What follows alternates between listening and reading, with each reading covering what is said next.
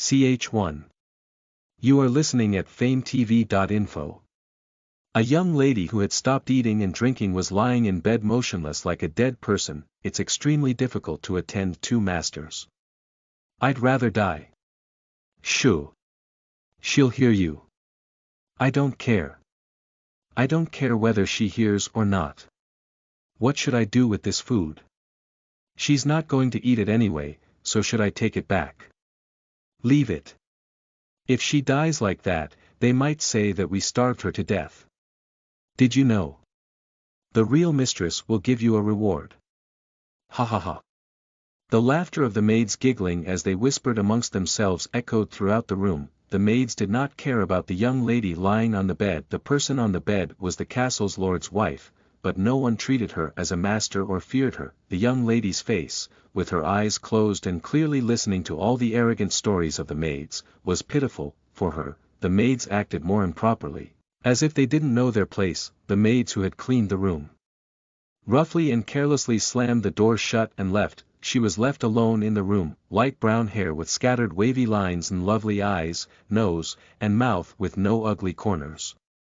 The dried golden brown eyelashes quivering, looking at her face. She still hasn't shed her youth, but she was undoubtedly the mistress of this castle, Garnet Willinger, wife of Lord Willinger. An extra in the novel called A Flower Blooming in Darkness that she was just a pitiful woman who met her husband by mistake and died young as a dusty character whose name was not mentioned in the introduction. She raised her eyelashes with difficulty and opened her eyes. Her blue eyes fluttered in shock and fear, because that was me, Garnet Willinger. I'm going crazy. Really.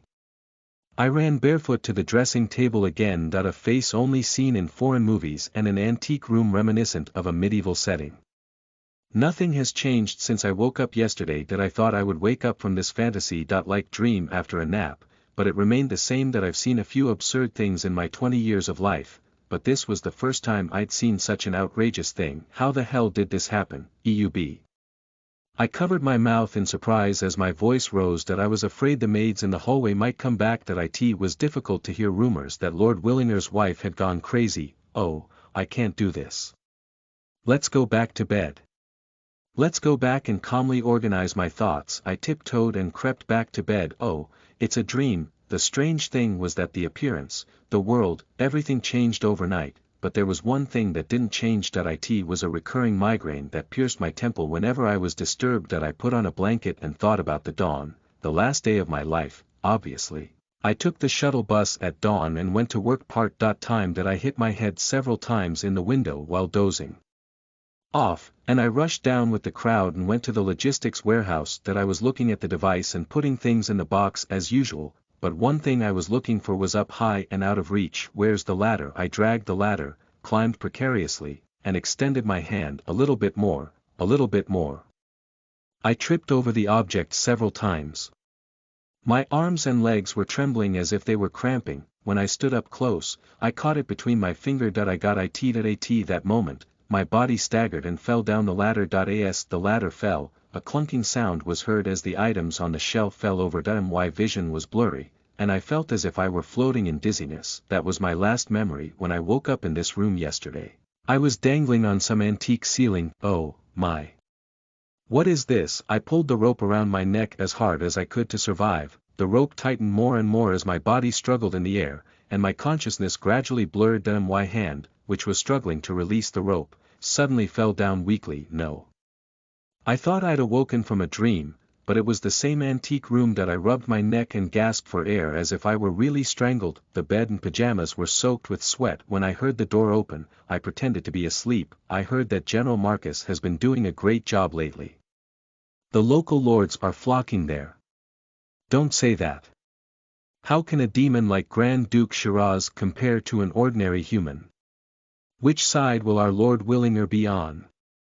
Wherever he goes, I will stick to the winning side. Otherwise, we are all dead. But don't you think the Lord's wife slept too long? She just keeps sleeping yesterday and today. Like a dead person. The maids whispered as they thought I was still sleeping. After hearing their stories, I realized something strange had happened to me. That it had something to do with the fact that this body I possessed was an extra in Rofan. That I clenched my fists inside the blanket. Even if I possessed her, a dusty extra in the original story that hangs herself from the ceiling with her own hands and dies. Besides, there was a reason I kept having nightmares about strangling, because that was something that will happen to this body sooner or later. Listening to the maid's stories, it was just the beginning of the story that I relied on my hazy memory to recall the original story. That I racked my brain for any more information about Garnet Willinger, but all I remembered was that she was going to kill herself soon. Even I skipped through the sad scene with little emotion. To be honest, I didn't feel too bad. Because she was such a minor role. Lennon Willinger, her husband, was brutally beheaded in exchange for betraying Shiraz Rudkiv as a local lord. Like the conversation between the maids, in the story between General Marcus and Grand Duke Shiraz, the male protagonist of the original story, Lennon Willinger was killed for being a disloyal subject. That in short, my husband was the worst person in many ways, and I was on the verge of death. I can't just lie down without a measure like this. I'd had enough of the absurd, hopeless, and annoying feelings for 2 days, so I had to accept them. Now that I have to face reality to be able to come up with countermeasures. As soon as the maids left the room, I got up from the bed and wandered around the room anxiously biting my nails. I tried to think of the plot of the original story that I read, step by step.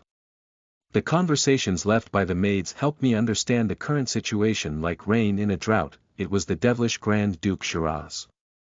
Seeing that the lords are attached to General Marcus, the only thing left is Willinger betraying Shiraz and dying. It doesn't really matter to this body where the story in the novel has progressed, cause I'm destined to die in the beginning anyway. Fortunately, it seemed that my husband was not completely attached to General Marcus yet. Then there is still time. Before the devil comes. I trembled as I thought of Shiraz in the original story.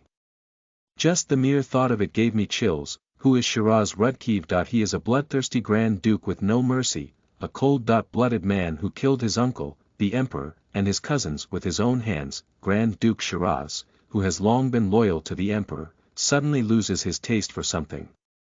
From then on, he began a bloody slaughter that engulfed the empire in chaos and terror. Garnet Willinger, whom I possessed, knew that the Grand Duke Shiraz had come all the way and asked her husband, the Lord, to commit suicide together. However, the Lord abandoned his wife and ran away alone. In the end, Garnet chooses to commit suicide by staying in the castle until the end as the Lord's wife. You might think of it as a more dignified death than a lord who waits on the floor like a dog and was beheaded, but, bullshit. What's so dignified about freezing to death? I shuddered and ran barefoot to the dressing table. There's no dignified death in the world. It's just a useless death. I took out the old letter from the bottom drawer and opened it. I discovered it while searching the room when I first awoke in this room. My brother Aiden Kirkram. You've been gone for quite some time. In my hometown, I was tasked with overseeing the monastery. Don't keep wandering around. I'm hoping you'll return to your hometown and assist me with my work. I reserved a spot for you. I heard you have a daughter. I want to see my nephew's face. Then I'll wait for your reply.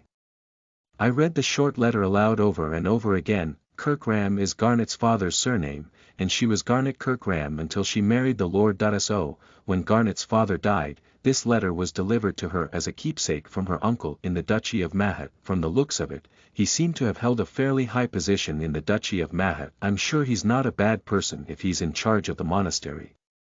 Even when people were cornered, there was said to be at least one opening in which to live.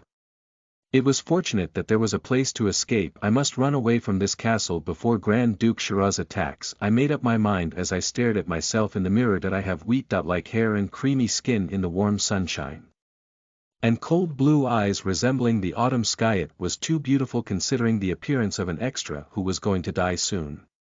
The more I looked at it, the more familiar it seemed to me, as if I had fallen in love with this body I possessed. That's right, Garnet. Let's not die, let's live. Despite my fear, I forced a smile and spoke to Garnet in the mirror as if I was determined. Listen to the full novel at FameTV.info, direct link in the description.